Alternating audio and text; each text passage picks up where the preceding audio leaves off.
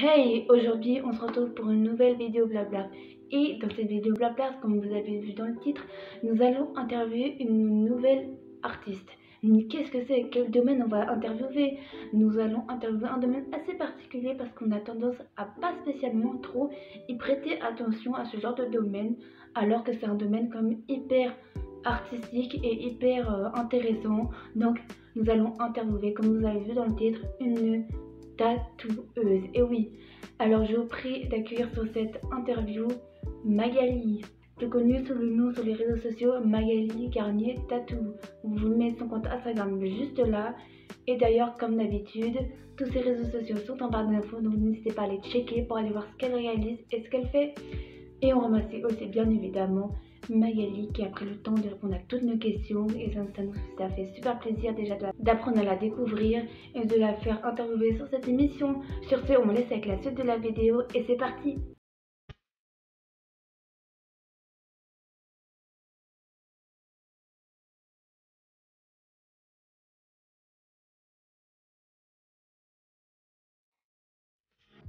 Première question, qui n'en est pas une, c'est décris-toi pour ceux qui te connaissent pas. Deuxième question, comment as-tu découvert cette passion et est-ce que tu as toujours eu cette passion? Oui, salut Mia et Claire. Déjà, je vous remercie de vous intéresser à mon travail, ça fait super plaisir. Déjà, alors donc moi je suis Magali Garnier, je suis tatoueuse. Comment j'ai découvert cette passion? Alors déjà, j'ai pas toujours eu du tout cette passion. Moi, ce qui me passionnait, c'était le dessin de base. Et j'ai commencé par faire un site parce que le dessin c'était pas forcément très sécuritaire pour ma famille et tout ça. Donc j'ai fait un site, ça m'a pas du tout plu et puis je voulais faire du dessin par-dessus tout. Et du coup j'ai fait d'abord une école de BD, l'école Chantrubert, puis une école d'animation, les Gobelins. Et ça m'a permis de vivre du dessin pendant 6 ans dans le dessin animé, du coup, en tant qu'animatrice et storyboardeuse. Au final, je me suis aperçue que moi, ce que j'aimais dans le dessin, c'était faire mes dessins. Hein. Je suis un peu individualiste là-dessus. Et du coup, travailler en équipe sur un projet où les designs sont déjà définis et tout ça.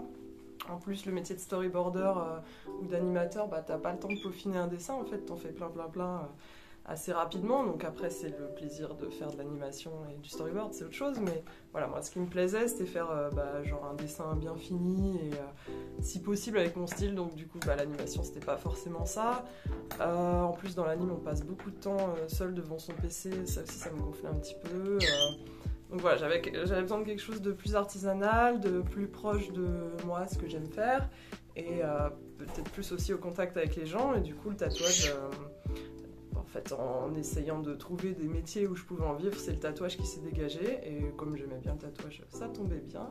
Du coup, je suis partie là-dessus. Troisième question, qui t'inspire et te motive le plus au quotidien et avec qui tu rêverais de collaborer, quoi? Quel serait ton plus grand rêve de collaborer, quoi? Il y a plein d'artistes tatoueurs ou pas tatoueurs, illustrateurs, animateurs, BDistes qui m'inspirent. Je vais pas faire la liste parce que ça va vraiment être très long. Oui, coucou, je te refais une petite vidéo parce que tout à l'heure j'ai pas cité du coup mes influences et je trouve que c'est un petit peu dommage. Voilà.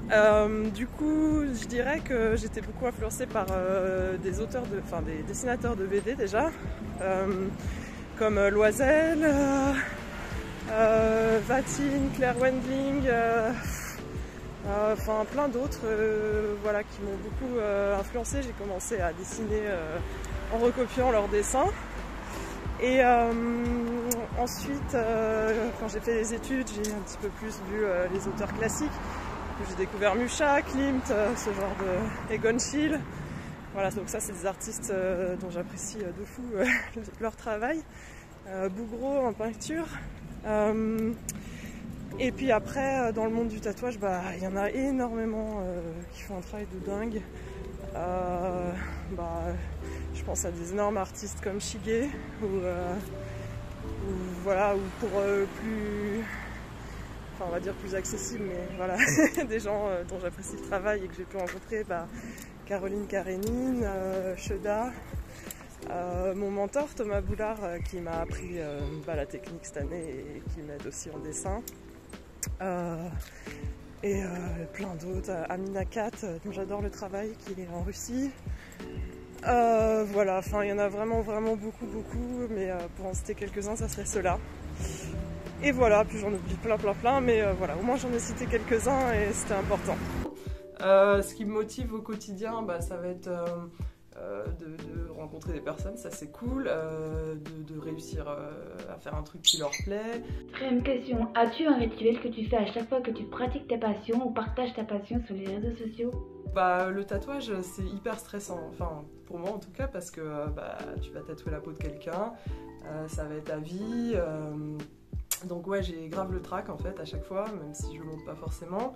Maintenant j'ai pas de rituel, si ce n'est bien préparer ma desserte, mon dessin, enfin en gros je veux que tout soit carré parce que sinon ça rajoute une couche de stress.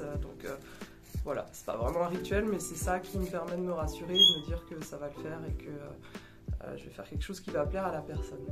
Cinquième question, pourquoi as-tu voulu partager ta passion sur les réseaux sociaux et qu'est-ce qui t'a lancé et qu'est-ce qui t'a poussé à te lancer sur les réseaux sociaux? À la base, je suis pas super réseaux sociaux, enfin je l'utilisais pour rigoler, pour poster mes trucs, mais les réseaux sociaux c'était pas mon gros délire et j'ai dû m'y mettre parce que en tant que tatoueuse c'est vraiment l'outil de communication le plus efficace. Voilà pourquoi je me suis lancée sur les réseaux sociaux, mais après c'est tout en fait. Donc là j'apprends un peu les codes, j'essaie de faire les choses comme il faut pour communiquer efficacement. Mais voilà, je fais pas non plus, je fais on va dire le minimum pour bien communiquer, mais pour l'instant je me lance pas en mode instagrammeuse, influenceuse. Voilà. As-tu des projets dans ta passion ou sur tes réseaux sociaux? Et si oui, lesquels? Du coup, non, pas trop dans les réseaux sociaux parce que comme j'expliquais, c'est pas forcément le truc qui m'attire le plus dans le métier. Des projets pour ma passion, bah progresser, continuer à apprendre des trucs. Là, moi, ça fait qu'1 an que je tatoue sérieusement, on va dire. Donc j'ai encore plein de trucs à apprendre et ouais, j'aimerais vraiment me perfectionner dans ce qui est le dessin, le traité du dessin, enfin la technique de tatouage, ce genre de choses. Voilà. Donc, on va dire que c'est ça mes projets.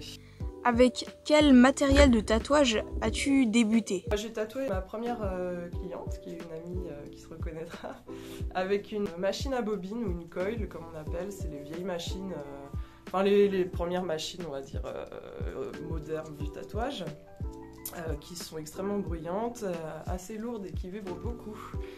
Mais voilà, c'était bien de commencer avec ça. Maintenant je suis passée à autre chose, mais c'était bien pour débuter. Pourrais-tu nous parler de ton premier tatouage que tu as réalisé et pourquoi as-tu voulu faire du tatouage et pas autre chose? Alors le premier tatouage que j'ai réalisé, donc c'était sur une amie très proche qui s'appelle Clémence, qui se reconnaîtra, comme je disais. Écoute, j'avais vraiment le trac, c'était terrible. Il y a un moment, j'avais tellement le trac que j'ai tremblé de fou, parce que c'était un petit pigeon que je devais lui tatouer sur l'avant-bras, donc hyper visible en plus. Et j'étais tellement stressée que donc j'ai tremblé un moment, et c'était sur évidemment la tête parce que c'est les endroits où il faut le plus réussir, parce qu'un visage, c'est le premier truc que tu vas regarder sur un tatouage qui possède un visage. Et avec ces tremblements, ça lui a fait des petites lignes ratées au-dessus de la tête.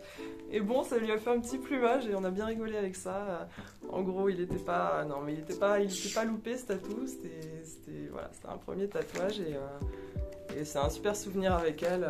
Je suis hyper heureuse qu'elle ait accepté, elle et pas quelqu'un d'autre. C'était parfait. Pourquoi j'ai choisi ça? Pour à la fois faire mon dessin, avoir mon style propre à moi, rencontrer du monde et gagner des sous, parce que je ne vis pas d'amour et d'eau fraîche, même si j'aimerais bien. Quel conseil donnerais-tu à quelqu'un qui voudrait se lancer dans le tatouage, qui voudrait être tatoueur ou tatoueuse? Déjà de bien dessiner, d'apprendre à dessiner, parce que ça c'est un peu le nerf de la guerre. Qu'est-ce que je peux donner d'autre comme conseil? De persévérer, parce que c'est un peu long, il faut trouver un apprentissage, parce que c'est quand même le meilleur moyen d'apprendre, c'est auprès de quelqu'un. Et voilà, quoi d'autre? Je sais pas, plein de choses. Mais déjà de savoir dessiner et d'être patient, c'est pas mal.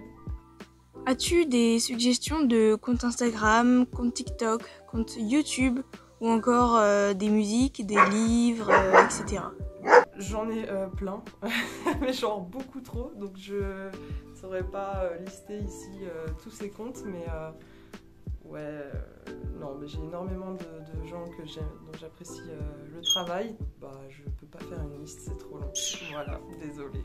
Bah, je fais on pourrait dire de l'art nouveau. Enfin, en tout cas, c'est inspiré de l'art nouveau. Une influence aussi BD, parce que bah, j'aime beaucoup la BD. J'ai fait une école de BD aussi à la base. J'aime beaucoup l'heroic fantasy, donc je pense que on pourrait décrire de fantastique ce que je fais. Et le quatrième, je sais pas. Voilà, j'en ai donné 3, c'est déjà pas mal. Donc art nouveau, BD et heroic fantasy.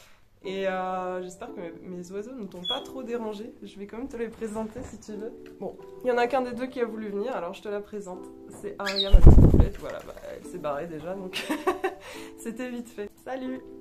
Donc, on espère que l'interview de Magali Garnier Tattoo vous aura plu, que vous avez bien tout compris, que vous avez appris de nouvelles choses sur cette personne et que ça vous a donné envie de la suivre sur les réseaux sociaux qui sont en description. Allez voir, ça lui ferait, je pense, plaisir. Et voilà. Donc sur ce, on se retrouve la prochaine fois. Salut!